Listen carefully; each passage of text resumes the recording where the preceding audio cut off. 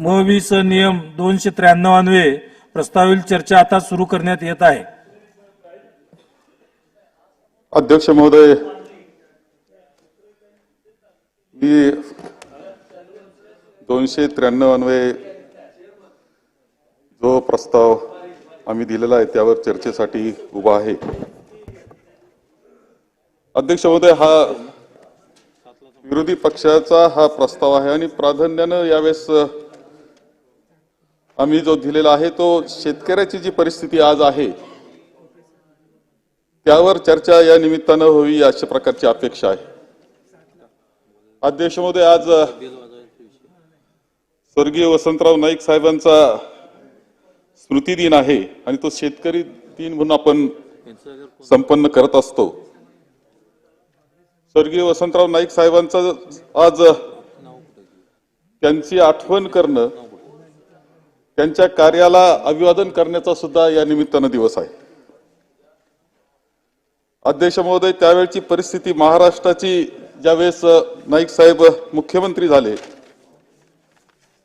त्यावेळेसची महाराष्ट्राची परिस्थिती अत्यंत टंचाई अशा प्रकारची परिस्थिती होती, अन्नधान्याची टंचाई होती, देशामध्ये सुद्धा होती आणि त्या कालखंडामध्ये त्यांचं नेतृत्व हे महाराष्ट्राला मिळालं आणि त्या नेतृत्वानं महाराष्ट्राची संपूर्णपणे कृषी अर्थव्यवस्था यशवंतराव चव्हाण साहेब होते, त्यानंतर वसंतराव नाईक साहेब हे आले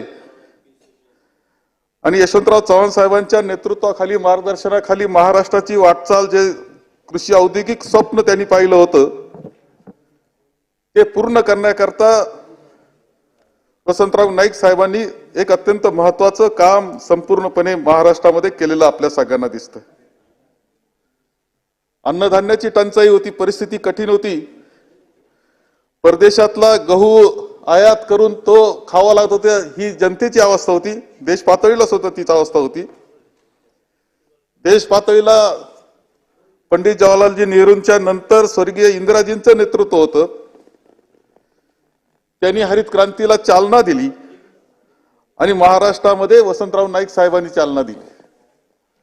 त्यावेळेस 1972चा दुष्काळ सगळ्यांना आजही स्मरणात आहे, जे जुनी माणसं आहेत त्यांना, की संपूर्ण महाराष्ट्र हा दुष्काळाच्या खाईमध्ये गेलेला होता। लाखो लोक रोजगार हमीच्या कामावर होते, अन्नधान्य पुरवणं, त्यांना पाणी पुरवणं, या सगळ्या गोष्टी त्या 72च्या दुष्काळामध्ये ज्यावेळेस होत्या त्यावेळेस नाईक साहेबांनी केलेलं कार्य हे अत्यंत महत्वाचं ठरलं आणि त्यांनी एक वेळेस म्हटलं असं की आम्ही हा महाराष्ट्र आम्ही जर स्वयंपूर्ण होऊ शकलो नाही अन्नधान्याच्या बाबतीत तर मला शनिवार वाड्या पुढे फाशी द्या असं म्हणणारा मुख्यमंत्री हे वसंतराव नाईक साहेब। खरं म्हणजे त्यांच्या स्मृतीला अभिवादन करण्याचा आजचा दिवस आहे। आजही शेतीची अवस्था, शेतकऱ्याची अवस्था, आपण हरित क्रांती केली, आपण श्वेत क्रांती केली, म्हटलं तर धान्य मुबलक झालं, भाजीपाला मुबलक झाला, फळं मुबलक झाली, दूधही मुबलक झालं, परंतु हे सगळं मुबलक असताना तो शेतकरी सुखी झाला का असा खरा प्रश्न आहे, तो समाधानी आहे का असा खरा प्रश्न आहे। आणि ज्यावेळेस रोज शेतकरी आत्महत्या करतोय अशा बातम्या रोजच्या बातम्या आहेत, आजही बातम्या आहेत की शेतकरी आत्महत्या आपल्या महाराष्ट्रात करतो, त्यावेळेस सगळ्या गोष्टीचा पुन्हा काहीतरी विचार केला पाहिजे आणि हा शेतकरी सुखी कसा होईल याचा प्रामुख्याने धोरण घेऊन त्याच्या जीवनात आनंद कसा निर्माण होईल याचं काम आपल्या सगळ्यांना करावं लागेल, ही वस्तुस्थिती आहे। अध्यक्ष महोदय, आता खरीप हंगाम सुरू झालेला आहे, आज 1 जुलै आहे, मान्सून 7 जूनला येतो। मान्सून यावेळेस असं सांगितलं गेलं की मान्सून चांगला येणार आहे आणि त्यामुळं एक आधार तर खरं म्हणजे असं वाटत होतं की चला मान्सूनच्या बाबतीत चांगलं सांगितलं जातं, चांगला पाऊस होणार आहे, चला काय व्हायचं नंतर शेतीचं, परंतु पिकं तरी चांगली येतील, पाण्याचे प्रश्न सुटतील अशा अपेक्षा या निमित्तानं होती। सुरुवातीला पाऊस झाला, काही पेरण्या सुद्धा झाल्या, परंतु पुन्हा एक ड्राय स्पेल ज्याला म्हणतात की पुन्हा काही कालखंड असा आहे की पाऊस नसलेला कालखंड निर्माण झालेला आहे मोठ्या भागामध्ये महाराष्ट्रातल्या।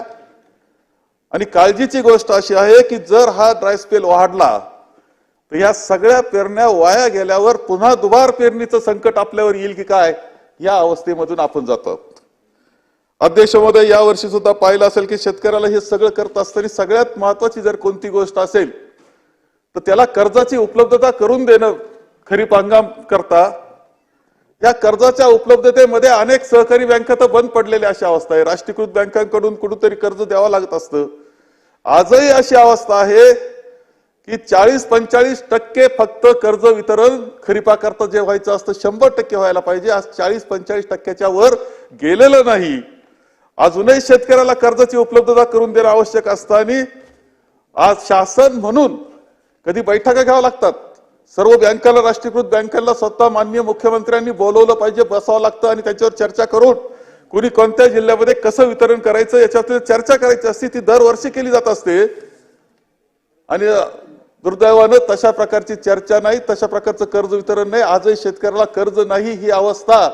त्याला बियाणं घेण्याकरता कर्ज नाही, त्याला खतं घेण्याकरता कर्ज नाही, त्याला मजुरी द्यायची असती, जो कोणी मजुरी करता घेणारा असं त्याला मदतीला घेणार असते त्याच्याकरता कर्ज नाही. या अवस्थेतून संपूर्णपणे शेतकरी जात असताना दिसतो आहे.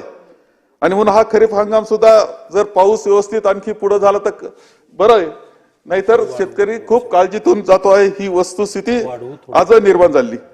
अध्यक्ष महोदय, संकट हे शेतकऱ्याकरता कायम आहे. म्हणजे माननीय यशवंतराव चव्हाण साहेब म्हणायचे की रामाचं बरं होतं, त्याला 10 तोंडाच्या रावणापुढेच लढायचं होतं, पण आमचा शेतकरी मात्र 1000 तोंडाच्या रावणापुढे लढतो. हे यशवंतराव चव्हाण साहेबांचं एक वाक्य आहे. खरोखर आहे की परिस्थिती सतत मागील वर्ष पूर्णपणे दुष्काळाचं गेलं. कठीण परिस्थिती होती. अनेक हजारो टँकरना आपल्याला पाणी पुरवठा मागील वर्षी करावा लागलाय. ही परिस्थिती पिकं कुठून तरी शेतकऱ्यांनी कसे तरी आणले, जे त्या पिकांची सुद्धा अवस्था काय झाली. खरं जे मी इथं उल्लेख करेल की सोयाबीनची अवस्था काय झाली, काय बाजार मिळाला सोयाबीनला. कापसाची अवस्था काय झाली, काय बाजार मिळाला कापसाला. घरामध्ये कापूस तसाच शेतकऱ्यांनी अजून ठेवला मागील वर्षाचा की बरा बाजार येईल म्हणून. ही परिस्थिती विदर्भात, मराठवाड्यात, खानदेशामध्ये पाहायला मिळते आहे. सोयाबीनला अपेक्षा होती काहीतरी बरा बाजार मिळेल, तो मिळाला नाही. ही अवस्था आहे. शेवटी त्या शेतकऱ्याला परवडणार कसं. दुष्काळाच्या अडचणीमधून त्यांनी हे सगळं पिकं उभं केल्यानंतर त्याची ही अवस्था आजही पाहावयास मिळते आहे. अध्यक्ष महोदय, एक सहज म्हणून सांगितलं की कांद्याच्या बाबतीमध्ये कांदा हा कायम गाजदारा गोष्ट आहे, हे मला मान्य करावं लागते. कांद्याचं पीक हे जे आहे, कांद्याचं पीक हे गरीब शेतकऱ्याचं, छोट्या शेतकऱ्याचं पीक आहे. अनेक शेतकरी असे असतात की एका पिकावर पुन्हा वर्ष त्याचं काढायचं असतं. अध्यक्ष महोदय, केंद्र शासनानं जे धोरण घेतलेलं आपल्याला दिसतं कांद्याच्या बाबतीत, मी मुद्दा आपल्याला सांगतो.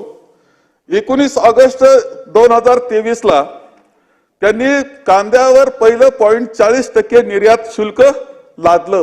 तिथं निर्यात शुल्काला सुरुवात केली आणि परिणामतः कांद्याचा निर्यातीवर परिणाम झाला. कांद्याचे दर निम्म्यावर आले. 28 ऑक्टोबर 2023 प्रति टन $800 निर्यात शुल्क लादलं गेलं कांद्यावर. निर्यात ठप्प झाली. दर नाही, सरकार निर्यात करू देत नाही, अशा प्रकारची परिस्थिती निर्माण झाली. 7 डिसेंबर 2023 शेतकऱ्याला कोणत्याही विचारात न घेता पूर्णपणे कांद्याची निर्यात बंद करण्यात आली आणि परिणामतः लेट खरीप कांद्याचा हंगाम वाया गेला. शेतकऱ्याचा कांदा हा मातीमोल झाला. ही वस्तुस्थिती आहे. अध्यक्ष महोदय, 22 मार्च 2024 निर्यात बंदी उठवा असं म्हणत असतापर्यंत निर्यात बंदी कायम ठेवण्यात आली. शेतकरी कांद्याचा अडचणीत आला. 1 मार्च ते 15 एप्रिल पर्यंत निर्यात बंदी उठवण्याचा फार्स करण्यात आला. गुजरात मधल्या कांद्याला निर्यातीची परवानगी देण्यात आली, महाराष्ट्रातल्या नाही. आणि याचा परिणाम असा की निर्यात बंदीमुळे हा संपूर्णपणे शेतकरी अडचणीत आला. अध्यक्ष महोदय, एक दुजाभाव म्हणजे केंद्र सरकार हा कायम हे पाहतोय आम्ही, आणि भारतीय जनता पक्षाकडे जर पाहिलं तर कायम आम्हाला असं वाटतं की हा शेतकऱ्याला वेगळ्या भावनेने वागवतो, दुजा भावानं वागवतो. शेतकऱ्याचे आंदोलन कशा पद्धतीने मोडण्याचा प्रयत्न केला हे आम्ही पाहिलंय. शेतकऱ्याच्या अंगावर गाड्या कशा घातल्या गेल्या हे आम्ही पाहिलंय. शेतकऱ्याच्या मालाला अशा पद्धतीने निर्यात बंदी करून त्याला अडचणीत आणता.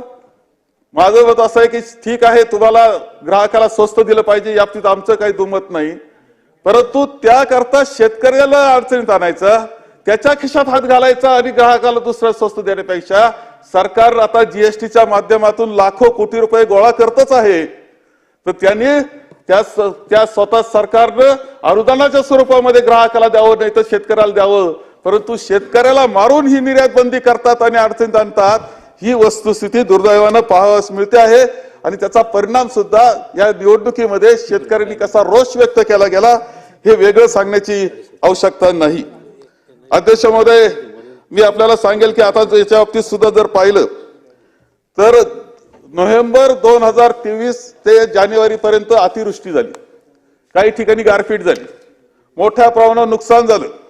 अध्यक्ष महोदय, त्यावेळेस मी सहज नाशिकच्या जे द्राक्षचे शेतकरी आहेत, द्राक्ष उत्पादक शेतकरी, इतक्या कठीण परिस्थितीतून द्राक्षाचं पीक आणणं वर्षभरामध्ये किती काळजीचं असतं, मुलापेक्षा जास्त काळजी त्या द्राक्षाच्या शेताची घ्यावी लागत असते.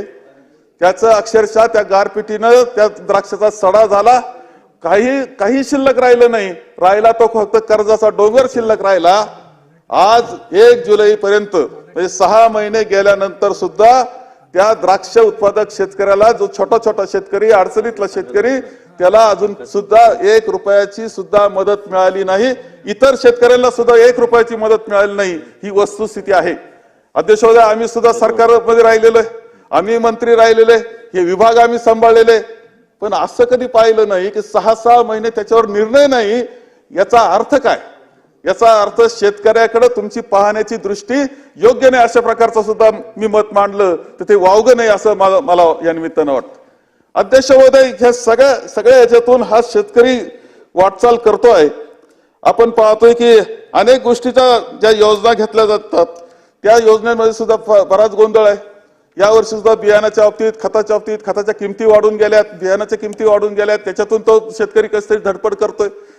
यावेळेस आणखी एक नवा प्रश्न दूध उत्पादकाकरता सुद्धा तयार झाला, त्याचा उल्लेख मला या निमित्तानं केला पाहिजे. आपल्याकडे एक वेळ अशी होती की दुधाची 1 बाटली पाहिजे असेल तर त्यासाठी मंत्रालयात येऊन मंत्र्यांचं परमिटचं एक सही घ्यायचं आणि त्यानंतर 1 बाटली दुधाची मिळत असायचं, रतीबाचं 1 बाटली मिळत असायची. ही परिस्थिती होती महाराष्ट्राची. इथल्या सगळ्या समाज धुरीणांनी, नेतृत्वानं महाराष्ट्राच्या इथल्या सगळ्या शेतकऱ्यांनी, दूध उत्पादकांनी जी मेहनत केली, सरकारचा सुद्धा खूप मोठा वाटा आहे दूध उत्पादन वाढवण्यामध्ये, हे मान्यच करावं लागतं. जी यंत्रणा त्यांनी निर्माण केली, इन्फ्रास्ट्रक्चर निर्माण केलं, त्यातून आता ते दूध, लाखो लिटर दूध आपण निर्माण करतोय आणि त्याच्यातून एक मोठी अर्थव्यवस्था निर्माण झालेली आहे, मोठा रोजगार निर्माण झालेला आहे. हे कोणालाही नाकारता येणार नाही. हे असताना आता एकंदर अडचणीतून मध्यंतरी आम्ही सरकारला विनंती केली, 5 रुपयाचं त्यांनी सबसिडी दिली, ती किती त्रास वेगळं मिळण्याचं, म्हणजे किती त्रास होतोय वेगळं सांगण्याची आवश्यकता नाही, परंतु तो जो भाव असतो तो 35 रुपये 38 रुपये तरी मिळाला पाहिजे, 40 रुपये मिळाला पाहिजे. अपेक्षा केली तर वावगी ठरणार नाही. अध्यक्ष, तुम्ही सुद्धा शेतकरी कुटुंबातले, एखादा दुधाचा शेतकरी असतो, दूध उत्पादक शेतकरी असतो, 4-5 गाय असतात, किती कष्ट करावं लागतं त्याला. कुटुंबातले सगळे सदस्य काम करत असतात रात्रंदिवस, त्यावेळेस ते दुधाचं उत्पादन होत असतं. 1 लिटर दूध निर्माण करणं म्हणजे किती त्रास असतो वेगळं सांगण्याची आवश्यकता नाही. तो चारा असेल, गायची काळजी असेल, तिचं औषध पाणी असेल, रोजचा रोज सगळं करायचं, दूध नेऊन घालायचं. एवढं मोठं कष्टाचं काम केल्यानंतर त्याला रास्त भाव न मिळणं ही अत्यंत दुर्दैवी अवस्था आहे. अध्यक्ष महोदय, या दुधाला रिबीट म्हणून काय होईना मदत शेतकऱ्याला केली पाहिजे, त्यावेळेस ते टिकणार आहे, ही अर्थव्यवस्था टिकणार आहे. हे केवळ दूध उत्पादक नाहीत, हा मोठा रोजगार, मोठी अर्थव्यवस्था यामधून निर्माण झाली. यावेळेस आता 35 रुपयापर्यंत भाव मिळाला पाहिजे म्हणून प्रयत्न करत होतो. आता हे सगळे भाव जे चालतात ते आंतरराष्ट्रीय पातळीवर पावडरचे बाजार काय राहिले याच्यावर सगळं त्या दुधाचे बाजार ठरतात. आंतरराष्ट्रीय पातळीला जर पावडरचे बाजार वाढले, दुधाच्या पावडरचे, तर दुधाचा दर आपोआप वाढत असतो. ही वस्तुस्थिती आहे. अध्यक्ष महोदय, आज महाराष्ट्रामध्ये एवढे दूध उत्पादक संघ आहेत, काही खाजगी व्यवस्था आहेत, संस्था आहेत, त्यांच्याकडे हजारो टन पावडर पडून आहे. आज हजारो टन पावडर पडून आहे आणि दुधाचे बाजार पडलेले आहेत. 25-27 रुपये कसे तरी देता येतात, ही अवस्था आहे. असं असताना केंद्र सरकारने निर्णय घेतला आणि 15,000 टन 15,000 टन दुधाची पावडर आयात केली जाते आहे. खरं म्हणजे आम्हाला समजायलाच तयार नाही. आहे त्या पावडरला तुम्ही अनुदान देऊन दुधाचे बाजार वाढण्याकरता मदत करायची सोडून देऊन तुम्ही 15,000 टन उलट आयातच करताय पावडर. याचा अर्थ असा आहे की आता दुधाचे बाजार आणखी कोसळणार आणि हा सगळा दूध उत्पादक अडचणीत येणार. अध्यक्ष महोदय, ह्या सगळ्या गोष्टीचा कुणी विचार करणार का नाही अशा प्रकारचा प्रश्न आहे.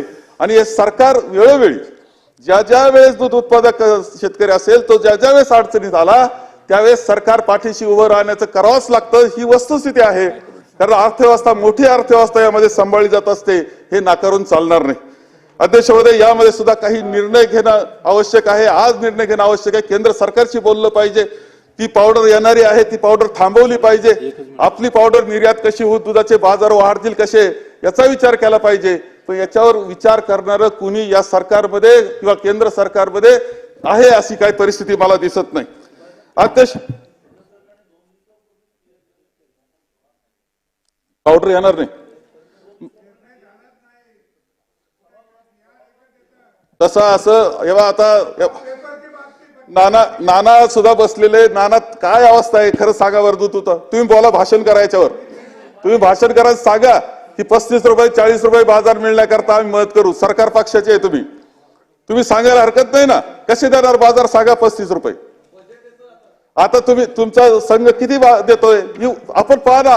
त्या दूध उत्पादक आपण ज्यावेळेस मतदारसंघात जातो त्या दूध उत्पादनाचे हाल पाहतो, त्याला मदत आपण कशी करणार, त्याला उत्तर काय द्यायचं. आयात तर नाही झाली पाहिजे. निर्यातीला काय करणार मदत. तुम्ही बोला निर्यातीला मदत करा म्हणून. जरी सरकार पक्षाचं असलं तरी पद्धत अशी असते की सदस्याने आपले प्रश्न मांडावेत, प्रश्न सोडून घ्यावेत. आणि नाना तुम्ही बोलले तर सरकार काहीतरी ऐकेल असं मला वाटतं. थोरात साहेब, 1 मिनिट. सभागृहाची वेळ कामकाज संपेपर्यंत वाढवण्यात येत आहे. अध्यक्ष महोदय, शासकीय याच्यामध्ये एक चित्र स्पष्टपणे आज दिसत आहे. खरं म्हणजे एकंदर आता ठिबक सिंचन सारख्या योजना ज्या आहेत त्यामध्ये जवळपास 2.5 लाख शेतकऱ्यांचं 670 कोटी रुपये मागचं थकबाकी आहे. या वर्षीचे 825 कोटी, 1500 कोटी रुपये ठिबकचं अनुदान अद्याप गेलेलं नाही. ही वस्तुस्थिती आहे. सरकार काय करणार. विम्या बाबतीत सुद्धा आपण पाहतो विमा कंपन्या हजारो कोटी रुपये आपल्याकडून घेऊन जात आहेत आणि शेतकऱ्याला अडचणीच्या वेळेस तर मिळायला पाहिजे. खरोखर अडचणीत शेतकरी आज दिसत असताना त्याचे विम्याचे पैसे मिळत नाही. ही वस्तुस्थिती, या कंपन्या लुटतायत, आपल्याला सरकारला लुटतायत अशा अवस्था आहे. काय करणार. 4,000 कोटी रुपये ही भरपाईचे केंद्र सरकारकडून सुद्धा येणं आहे. आपले 4,000 कोटी रुपये काय आग्रह आपण करणार हा प्रश्न आहे.